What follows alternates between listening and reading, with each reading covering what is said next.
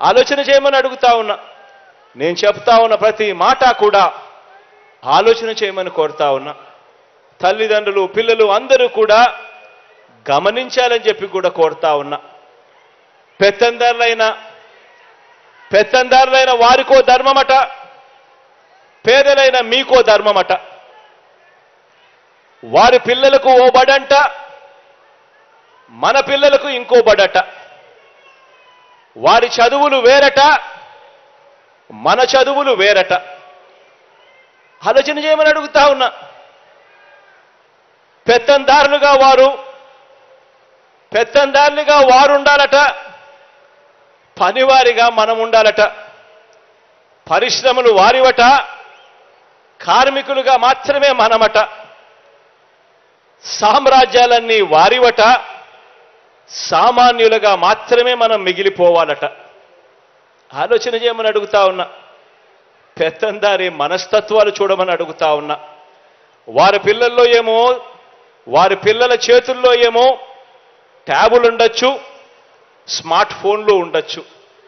కానీ మీ పిల్లల చేతుల్లో మాత్రం, మన పిల్లల చేతుల్లో మాత్రం మీ జగన్ పిల్లలకు ట్యాబులు ఇస్తే మాత్రం ఆ పిల్లలు ఆ ట్యాబుల్లో ఏమేమో చూస్తూ చెడిపోతున్నారు అని చెప్పి యాగి చేస్తారు.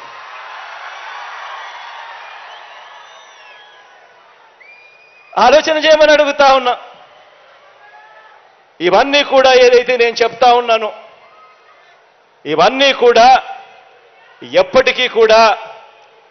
ఎప్పటికీ కూడా మన పిల్లలు పేదలుగానే ఉండిపోవాలి అని కోరుకునే పెత్తందారి మనస్తత్వానికి ఇవన్నీ కూడా నిదర్శనాలుగా మన కళ్ళ ఎదుటే కనిపిస్తా ఉన్నాయి. గవర్నమెంట్ బడిలో చదివిస్తా ఉన్న ప్రతి ఒక్క పేద కుటుంబం ఒక్క విషయం మాత్రం ఖచ్చితంగా గుర్తుపెట్టుకోండి. ఇప్పుడు విద్యారంగంలో కూడా వారికి మనకు మధ్య జరుగుతా ఉన్నది ఒక యుద్ధం.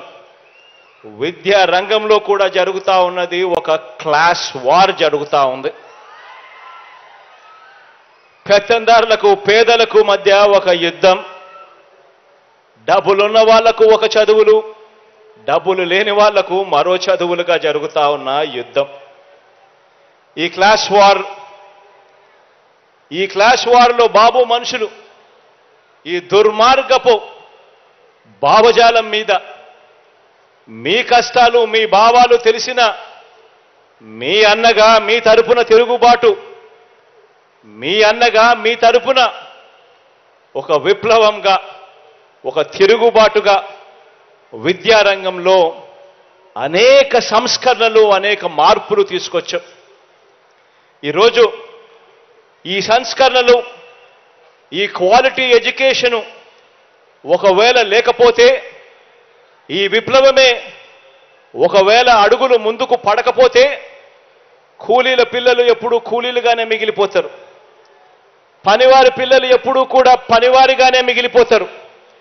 పేద సామాజిక వర్గాల పిల్లలు ఎప్పుడూ కూడా అదే పేదరికంలోనే మిగిలిపోయే ప్రమాదం ఉన్న పరిస్థితులు.